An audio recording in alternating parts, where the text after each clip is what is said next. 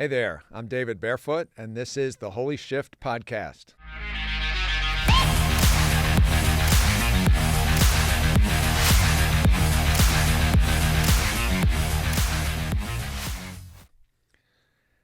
Listen, have you ever felt tight? You're in a meeting, you're connecting with someone that matters to you, and you just feel tight. Has it gotten in the way of you being able to connect? Has it gotten in the way of you being able to lead? Has it gotten in the way of you coming up with solutions? Some of the answering those questions becomes easier if you really think of a situation. So I'm going to pause. I just want you to take a moment and think of a time when you just, during or after you realized you were just tight is the word that comes to mind for me, but search a word for you. It might be where you felt reserved, where you felt boxed in, where you felt anxious.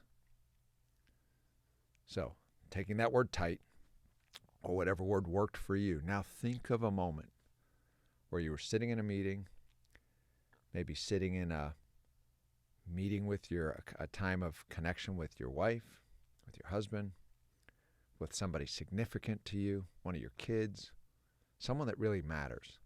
And you just remember what that felt like.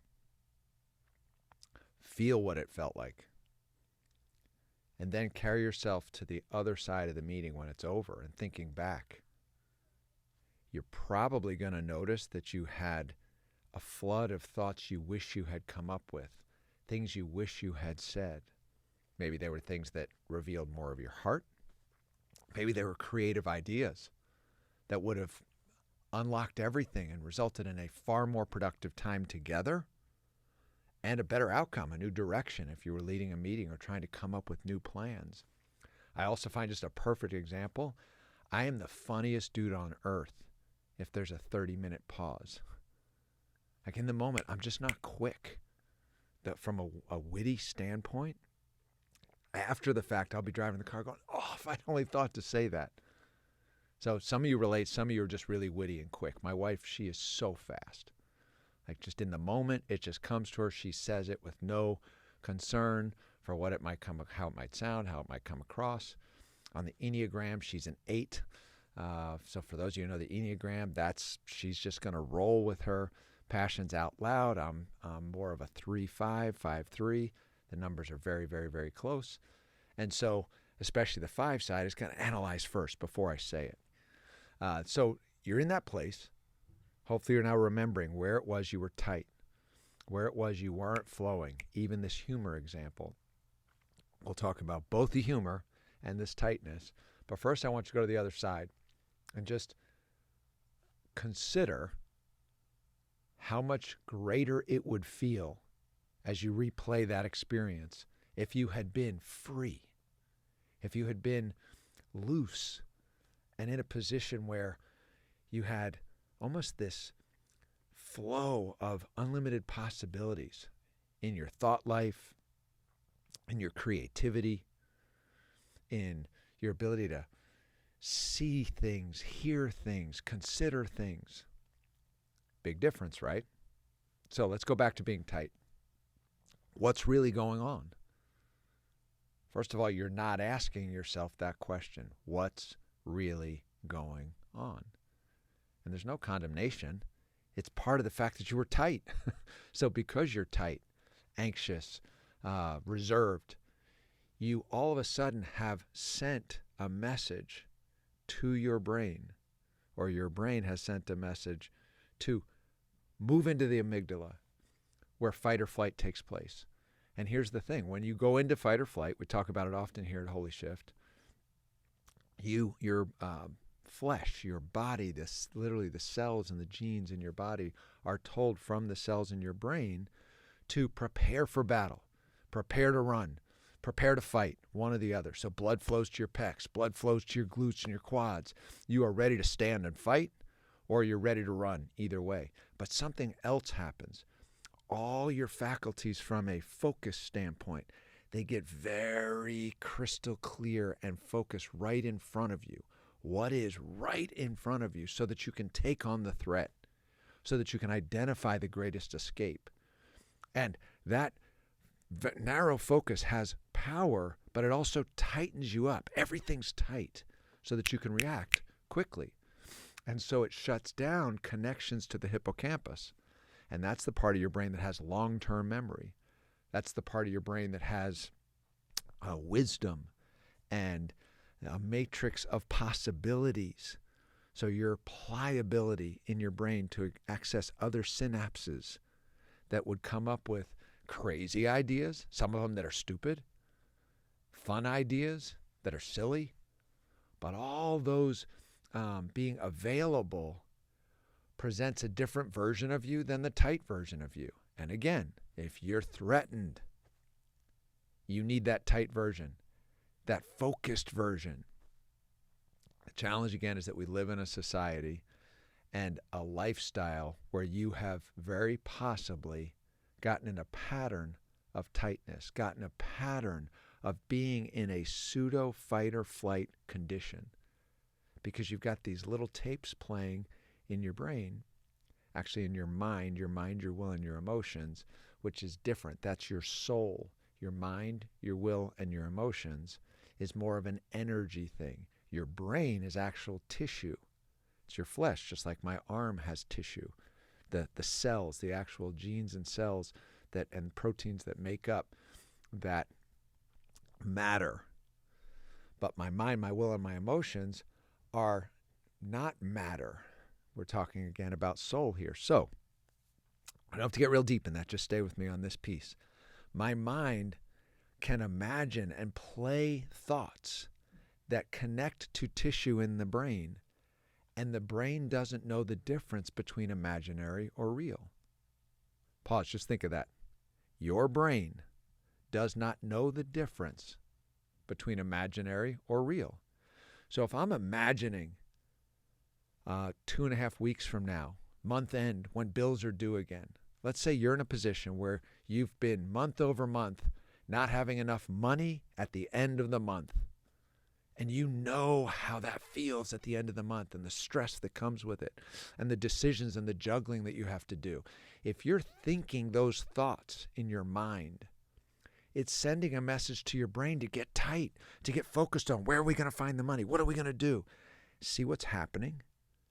If you're listening and not watching on video, then you're just imagine my hands coming closer and closer together towards my eyes, narrowing my focus, almost like a horse that has blinders on. Again, that serves a purpose if I'm really threatened. But back to this meeting that you were remembering where you felt tight, you felt anxious, and the true you, the true, full, intended, shifted version of you was not fully available. For those of you who are here for the first time, Holy Shift is founded on a concept of the other than intended version of you. There is a true you. That's the intended version. The word holy means other than, set apart, special. And so God created you that way in his own image for you to be the true version of you. And that version is a choice. That's why shift is spelled with a Y. It's to remind us two things. First of all, the one who's responsible is you to make that choice. And we have to take total responsibility regardless of the circumstances. Even if it's not our fault, whatever's happening, we still have a choice of how we react or respond. Second reason there's a Y is to remind us that every moment has a choice of whether we go with the less than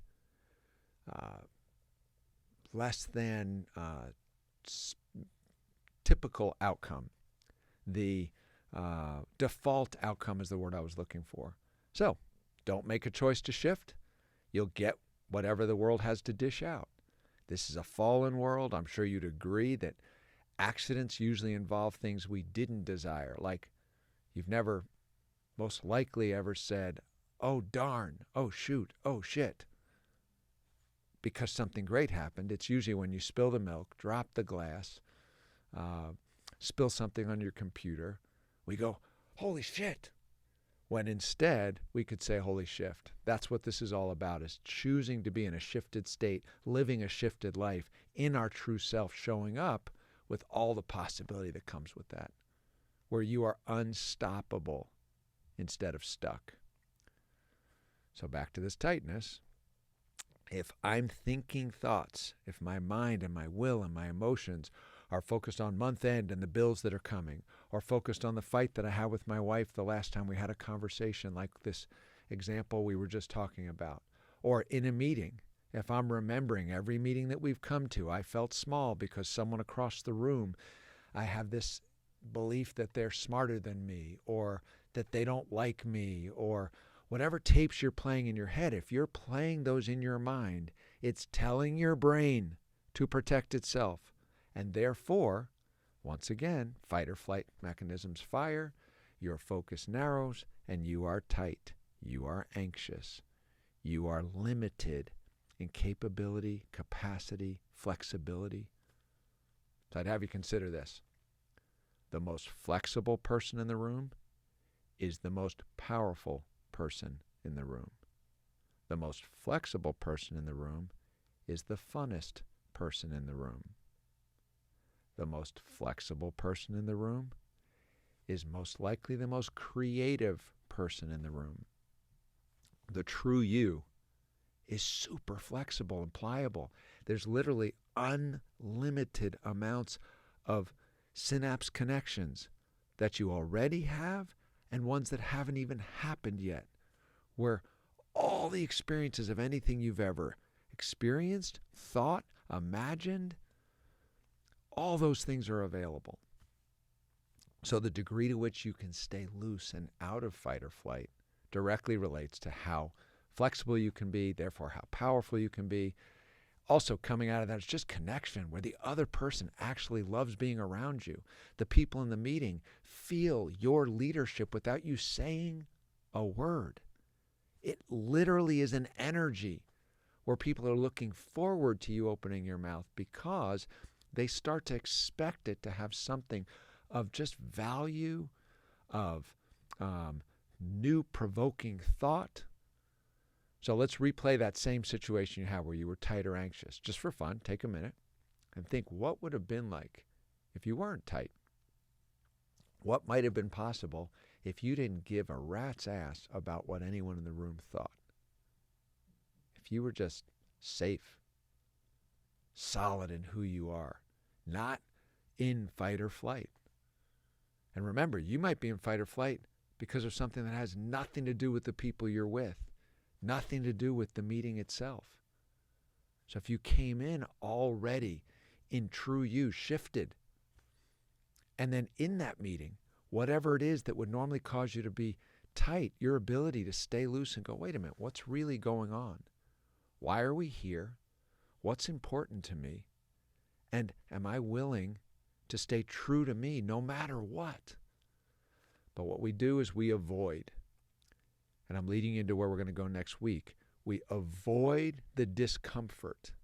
And therefore, our mind deals with the fact that there is discomfort and that it's unaddressed. And therefore, the mind sends a message to the brain that tells it to go into fight or flight. This is subtle, remember.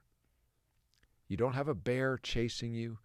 You don't have a fire where you're having to run and find the best escape.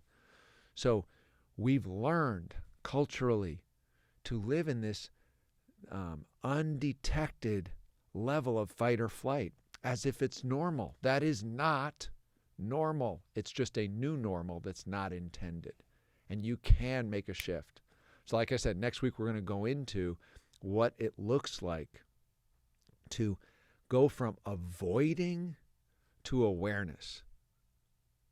When you are avoiding, you're stuck. When you are avoiding, you are tight. And you don't even know it, you don't know why, and you typically don't ask the question, what's really going on, to get set free. So I'll wrap up talking about the humor piece of it because it's such a cool example. I mentioned to you that I'm the funniest dude on earth. The problem is I need 30 minutes to think about it. And so in my early days getting trained in sales, I loved this concept. It was taught by Tom Hopkins. So if you're older, You may know Tom on his teachings and his books. If not, let me just tell you his concept. It was that we have a stimulus and usually a reaction. That's typically how we're made as human beings. So whatever the stimulus is, I'm going to use my marriage because that's the place I learned the best to understand this. Because my wife and I want the same thing. We love being radically connected. We're each other's best friend. We love this intimate connection where we just vibrationally, we feel like we are one, body, soul, and spirit. Even if we're not making love, we feel like practically like we are. So I had to tie in body, soul, and spirit for you to fully get it. So that feeling we know and value and appreciate. So when we're not in it, it sucks. And finding that, we met, fell in love based on that feeling, and then we went through what all of you understand if you're married, this coming to understand ourselves and then how to have those versions of ourselves continue to find connection as we grew older and went through changes and had kids and had business challenges and business breakthroughs and physical changes, physical breakthroughs, physical challenges, all those things, right, that create new awarenesses for you as a person and how you deal with it. So what would happen is my wife would end up reacting to a situation that I triggered her because I act like a jerk. And so then she fights back, boom, especially being an 8, she's powerful, boom, she comes back in a way that triggers me feeling rejection, unloved because my father was verbally abusive. And so it triggers all the way back to my little boy going, I need to protect myself. And the way I protect myself is to make myself unavailable, get tight, shut down. And so I shut down. I think I'm honoring her because yelling and being aggressive is dishonoring. It's just the model of the world that I was programmed with in learning how to deal with my verbally abusive father. Problem is, she was raised in a family where aggression and passion and communication is part of leaning into love and relationship. So when she's angry and communicating how she feels, she's actually pursuing relationship. I feel disrespected. I pull back and send a message to her that I'm avoiding relationship. So we're both sending the opposite message to each other that we want, and we're both reinforcing the separation. So tightness, anxiousness, fight or flight, right? Stimulus. She snaps back. I feel rejection. I therefore react. I get elevate and rage, or I pull away and make myself unavailable. And either way, the situation has escalated to where the perceived threat and need for fight or flight now has become a reality, and it's even harder to get out of it. Instead, what if there was a pause? So the stimulus takes place. What if I had 30 minutes? Imagine if you had this button you could press and pause the world. It's this fun visual I have, like this big red button. I just press the button, and all of a sudden there's 30 minutes for me to think about what just happened and process all the thoughts that are going on in my head and allow them to run free. I'm not tight. And so I have funny things coming up. I have creative ideas. I have all kinds of things that take place. And so do you. And then I push the unpause button and I drop that witty response. I click the unpause button and I'm fully connected and leaning in and showing up the way I would want to in a shifted state. Unfortunately, we don't get that 30-minute pause. So what Tom Hopkins taught was create the pause in your training room, in the locker room, in the gym, in your office. His point was take time consistently to practice, drill, and rehearse. He called it PDR. Practice, drill, and rehearse how you show up in a shifted state, how you respond instead of react. Practice what happens when things that are known to trigger you into fight or flight happen so that you can avoid going into fight or flight. There's no game or trick here. You're going to have to process that you really aren't in danger. So for me in my wife's example, I had to realize when she's hot and getting passionate and angry, that is actually her pursuing. So I just had to practice and drill and rehearse That's my wife leaning in saying, love me, be strong, be my hero, be my best friend.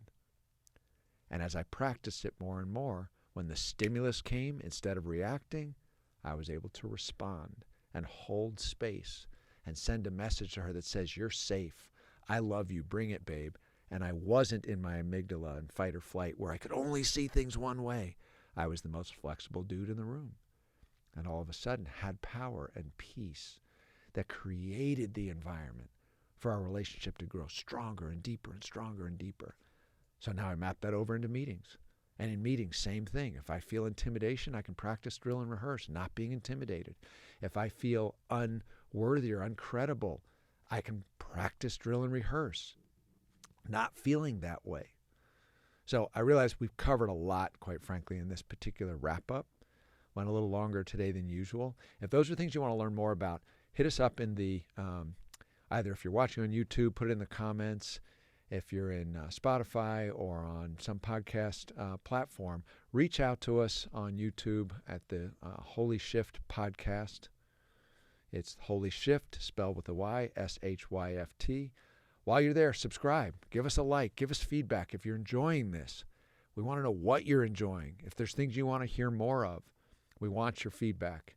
And also, listen, people are out there struggling. People are living a default life where they're stuck, and that sucks. Stuck sucks.